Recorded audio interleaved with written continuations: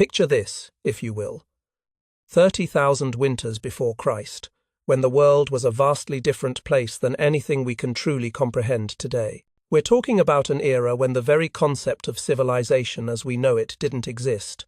No cities, no written language, no metal tools. Just humans, barely distinguishable from the harsh landscape around them, fighting for survival against forces that seemed determined to erase them from existence. In the shadow of mountains where wind demons howled, and I use that term deliberately, because to these people, the wind wasn't just weather, it was a living, malevolent force. A young hunter named Karg watched his family grow thin with hunger.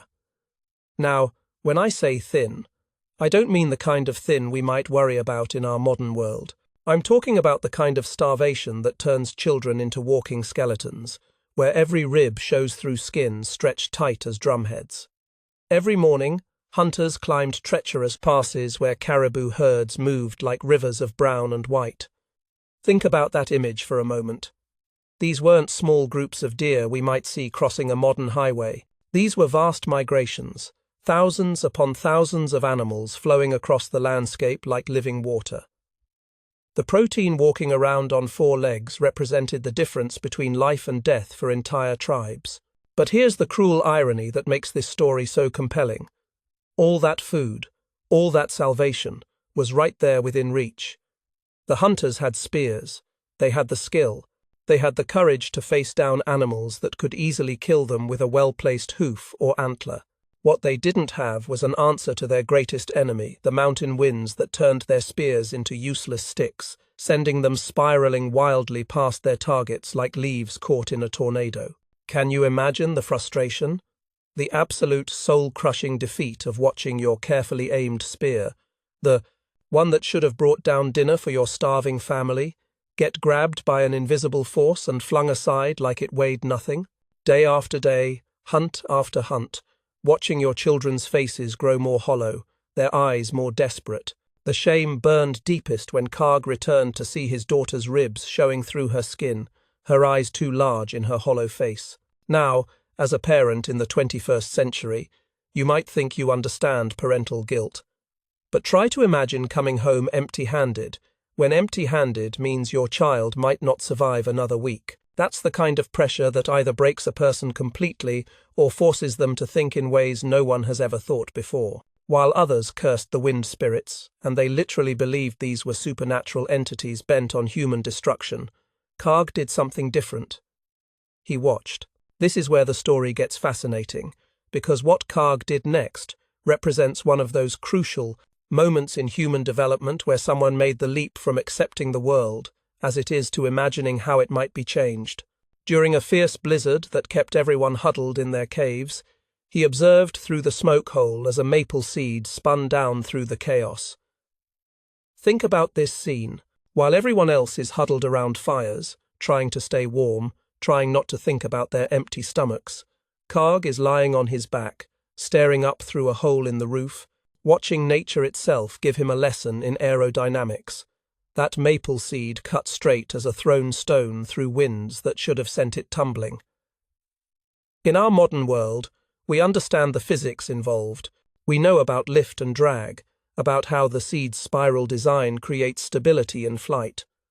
But Karg didn't have access to aerospace engineering textbooks. All he had was observation, curiosity, and the desperate need to solve an impossible problem. For 3 days and nights, he collected these seeds, studying their spiral shape, running his fingers along their twisted wings. Picture this man, probably barely distinguishable from what we'd consider a caveman, conducting what was essentially the first aerodynamics research project in human history. His tribe mates whispered that hunger had driven him mad, and honestly, from their perspective, what else could they think? Here's a guy collecting maple seeds while children are starving. Here's someone spending precious time and energy on what looked like the behavior of a person who'd lost touch with reality. But madness and genius often look identical from the outside, don't they? Especially when you're living in a world where survival depends on doing what's always been done, the way it's always been done. When Karg began carving strange grooves into his spear shafts, the whispers grew louder. Each attempt took weeks of patient work with flint scrapers and rough stones. Weeks, in a world where every day mattered, where every calorie burned had to count towards survival. This man was investing enormous amounts of time and energy into what looked like elaborate decoration. But here's what makes this story so powerful. Karg wasn't just tinkering. He wasn't just keeping his hands busy. He was conducting systematic experimentation, trial and error, prototype development. He was doing science before science had a name. He was engineering solutions before engineering was a concept. The breakthrough came through tragedy, as breakthroughs so often do. Karg's brother died pursuing a wounded elk into a wind-swept canyon, his spear blown so far off course it shattered against rocks nowhere near the animal. One more senseless death, one more family destroyed by humanity's inability to master the invisible enemy that mocked their every effort. That night, by firelight, Karg made a desperate promise to his brother's widow and orphaned children. He would make spears that could speak the wind's language rather than fight against it. Think about that phrasing, speak the wind's language. This wasn't just about improving a tool. This was about fundamentally changing humanity's relationship with forces beyond their control. His first successful design combined the maple seed's spiral with the eagle feather's curve, carved painstakingly into seasoned birchwood and bound with dried sinew in a pattern. The women of his family helped perfect through dozens of attempts. And here's something beautiful about this story. It wasn't just one man's genius. The women contributed crucial knowledge about binding techniques, about how to make the attachments that would hold under the stress of flight and impact. After weeks of work, after countless failures, after his tribe had written him off as a madman obsessed with impossible dreams, Karg held in his hands something that had never existed before. A spear designed not to fight the wind, but to dance with it. But would it work? Could one man's desperate innovation really challenge 30,000 years of traditional hunting methods? Could a father's love and a handful of maple seeds really change the trajectory of human development? The answer would come at dawn, in a test that would split his tribe apart and echo through 30 millennia of human progress. The first test came at dawn on a day when the wind screamed like wounded wolves. And I want you to really think about that comparison, because these people lived in a world where the sounds of wounded wolves were part of their daily reality. They knew intimately what agony sounded like when it came from something with teeth and claws. When they said the wind screamed like wounded wolves, they weren't being poetic. They were describing a sound that chilled them to their bones. Karg stood before the assembled tribe with his strange spear, facing their greatest hunter, Gorak One-Eye, whose scorn had been loudest. Now, Gorak wasn't just any hunter. This was a man who'd lost an eye to a cave bear and lived to tell about it. A man whose reputation was built on kills that lesser hunters wouldn't even attempt.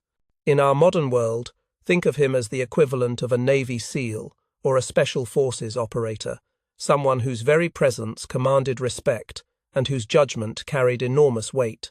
The challenge was simple, at least in concept. Each would cast 3 spears at targets of stretched hide placed at 50 paces, with the wind gusting sideways across the practice ground.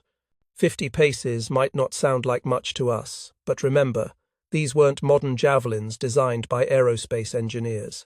These were handmade wooden spears thrown by human arm strength alone, and 50 paces in a crosswind was the difference between eating and starving.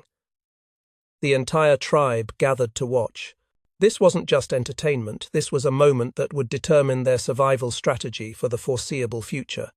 Would they continue with methods passed down through countless generations, or would they bet their lives on the wild innovations of a man many considered half-mad? Gorak threw first, his powerful arm sending traditional spears flying with the kind of force that comes from a lifetime of hunting dangerous game. But here's the thing about raw power: when it meets physics, it doesn't matter how strong you are if the fundamental design is flawed. The wind grabbed each spear like an invisible giant swatting flies, sending them clattering uselessly past the targets with sounds that echoed like breaking bones across the practice ground. 3 throws, 3 failures, each one more demoralizing than the last. You could see it in Gorak's face, the growing realization that his strength, his experience, his reputation meant nothing against an enemy he couldn't fight with conventional weapons. Then Karg stepped forward, his spiral spear singing a different song as it flew, and I use that word deliberately singing. Witnesses later described a sound they'd never heard before, a low whistle that cut through the wind's howling like a blade through cloth. The spear bored through the wind like that remembered maple seed, striking dead center with a sound that echoed off the canyon walls. Dead center. On the first throw, in winds that had made the tribe's greatest hunter look like a child throwing sticks. The silence that followed was deafening. Imagine being present at the moment when someone demonstrates that everything you thought you knew about the world was wrong. That's what this tribe experienced. 30,000 years of hunting tradition had just been rendered obsolete by a handful of carved grooves and the desperate innovation of a hungry father. But Karg wasn't done. He threw 2 more spears, each one finding its target with precision that bordered on the supernatural. By the third throw, some of the tribe members were backing away, convinced they were witnessing either divine intervention or dangerous sorcery. What followed split the tribe into warring camps, and this is where the story becomes really fascinating from an anthropological perspective. The older hunters saw Karg's innovation as dangerous sorcery that insulted the ancestors who had hunted the traditional way since time began. Think about their position for a moment. These weren't just hunting techniques, they were sacred traditions, passed down father to son, embedded with spiritual significance and tribal identity. To accept Karg's innovation wasn't just about adopting a new tool. It was about admitting that countless generations of ancestors had been wrong. It was about abandoning the methods that defined what it meant to be a member of their tribe. In our modern world, we might compare it to a fundamental religious conversion, not just changing what you do, but changing who you are. Younger hunters, tired of empty bellies and failed hunts, gathered secretly to learn the new technique. They met in hidden places, practicing by moonlight, sharing knowledge in whispers. They were risking everything, not just failure, but banishment from the only community they'd ever known. Yet hunger and hope proved stronger than tradition and fear. The conflict exploded during the autumn gathering, when both groups competed for the right to lead the great caribou hunt. Now, this wasn't just any hunt. The autumn caribou migration was the most important hunting event of the year. Success meant survival through the winter. Failure meant starvation and death. The stakes couldn't have been higher. In what became known as the Trial of the Winds, teams of hunters faced off during the worst storm in memory. Picture this scene.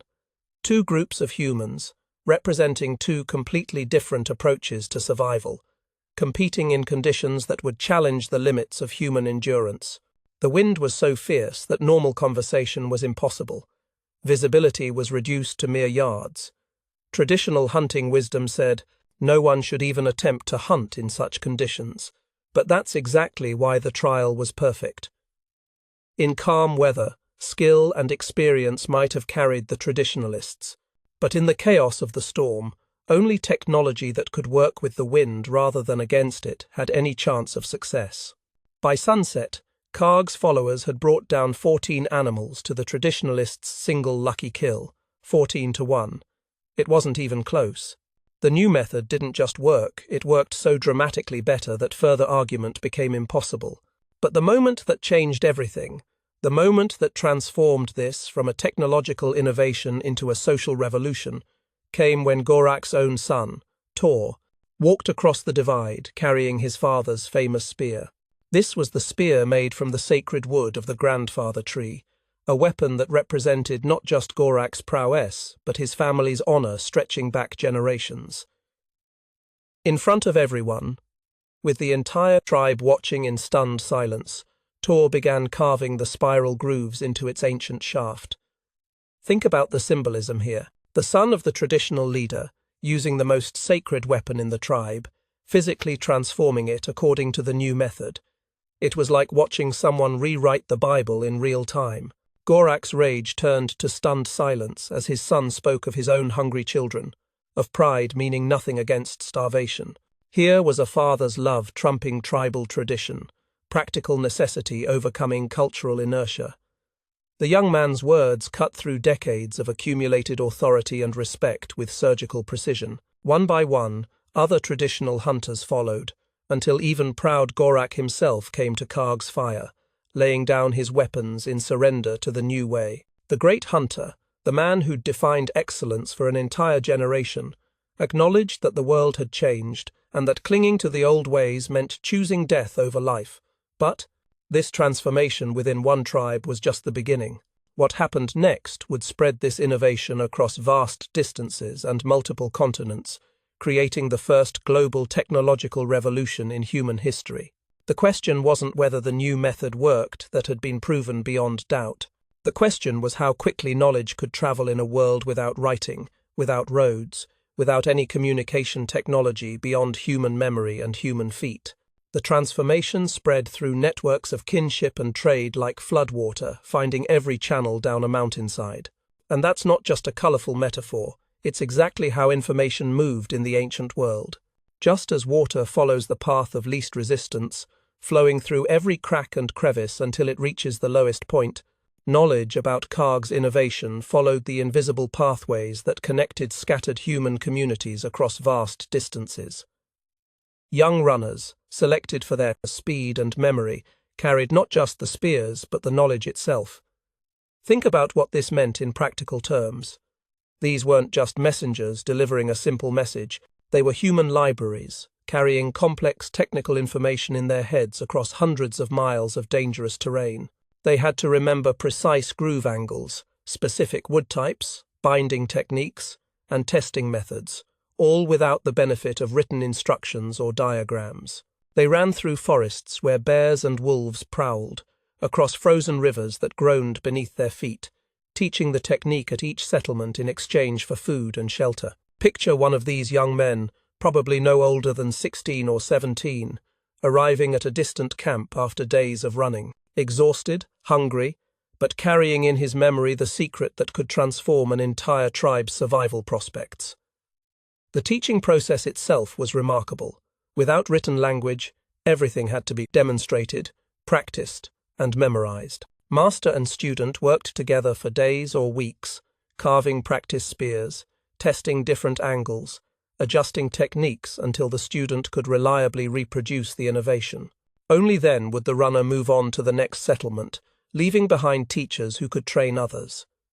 At Rivermeet, where 3 tribes gathered each spring, the demonstration became legendary.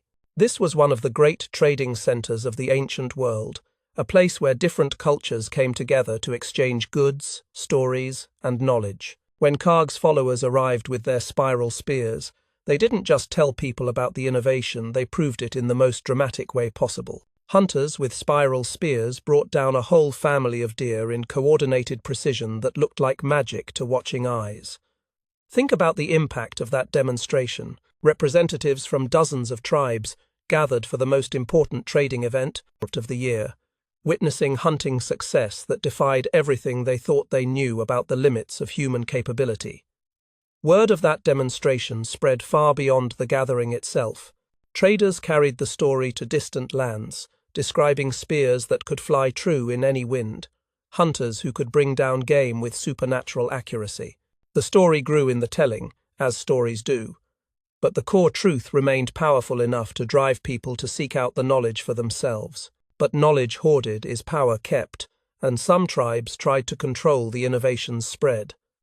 This is where the story takes a darker turn, because human nature hasn't changed much in 30,000 years. When some groups realized they possessed a potentially decisive advantage, they tried to use it for political and economic gain. The cave lion people demanded marriage alliances in exchange for teaching. Think about the implications here. They were essentially holding life-saving technology at hostage, demanding that other tribes give up their daughters and sons in exchange for survival. It was technological extortion on a scale that would make modern corporate raiders proud. The Frozen River tribe spread false information about the groove patterns, ensuring their version remained superior. They taught just enough of the technique to create functional spears, but deliberately withheld the refinements that made their own weapons devastatingly effective. It was an early form of planned obsolescence, designed to keep customers dependent while maintaining technological superiority. Night raids attempted to steal the sacred spears, leading to the first conflicts fought not over hunting grounds but over technological secrets. This represents a fundamental shift in human warfare. For the first time in history, people were fighting not just over resources or territory, but over information itself. Knowledge had become a weapon more powerful than any physical tool. The innovation adapted to each region as it spread, which tells us something fascinating about human creativity. Coastal peoples modified it for fishing spears that flew true despite ocean winds. Living near the sea, they faced different challenges: salt spray that corroded bindings, wet conditions that affected wood performance, winds that changed direction unpredictably as they moved from water to land. Their modifications were ingenious. They developed new binding techniques using kelp and shark sinew that resisted salt corrosion.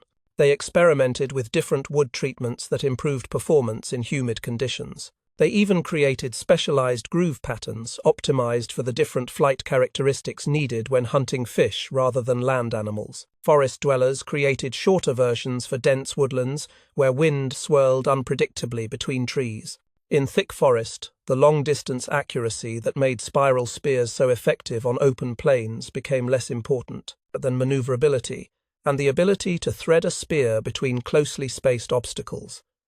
They developed compact designs that maintained the spiral principle while adapting to completely different hunting environments. Mountain peoples, dealing with extreme altitude and thin air, discovered that the groove patterns needed adjustment to work effectively, where air density was reduced. They learned to carve deeper spirals and use different wood types that performed better in the low-oxygen environment of high peaks. The most remarkable adaptation came from an unexpected source. Iska, a woman whose husband died in a hunting accident, suggested adding slight variations in groove depth that created a low whistle during flight. Now, in most ancient societies, women weren't expected to contribute to weapon design. But desperation and loss can drive innovation from unexpected quarters. This sound, she realized while singing her children to sleep, actually helped night hunting by disguising the spear's approach within natural wind sounds. Think about the brilliance of this insight. She connected two completely different aspects of life: the lullabies she sang to comfort her children, and the acoustic properties of hunting weapons to create an innovation that enhanced effectiveness in ways the original designers never imagined. Her modification spread even faster than the original design, carried by the women's networks that connected tribes through marriage and shared childcare during gatherings. These networks were often overlooked by male leaders, but they represented some of the most effective communication channels in the ancient world. Women who moved between tribes through marriage carried knowledge with them. Mothers teaching daughters passed innovations along family lines that stretched across vast distances. The whistle modification proved so effective that it became standard in most regions within just a few generations. Night hunting, previously almost impossible due to poor visibility and unpredictable wind conditions, became a viable strategy.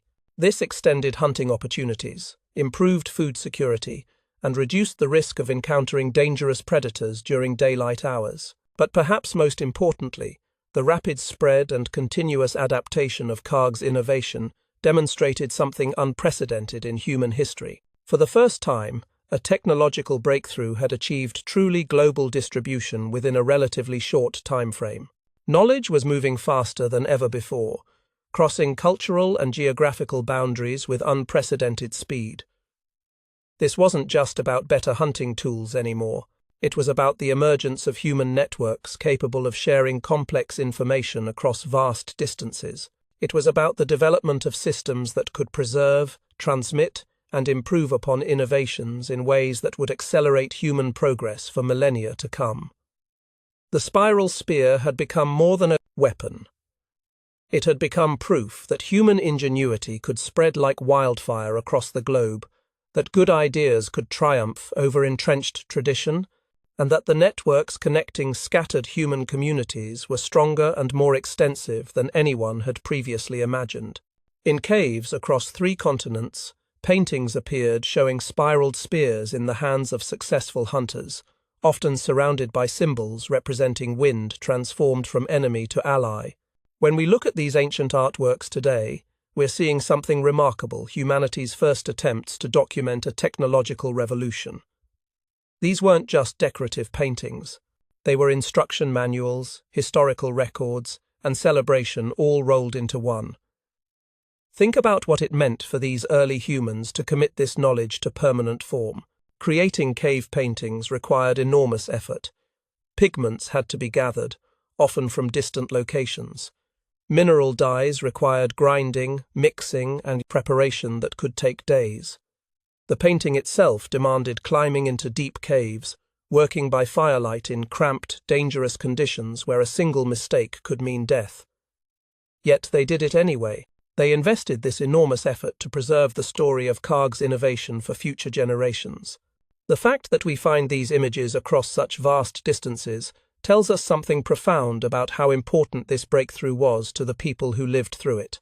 The groove pattern became more than functional.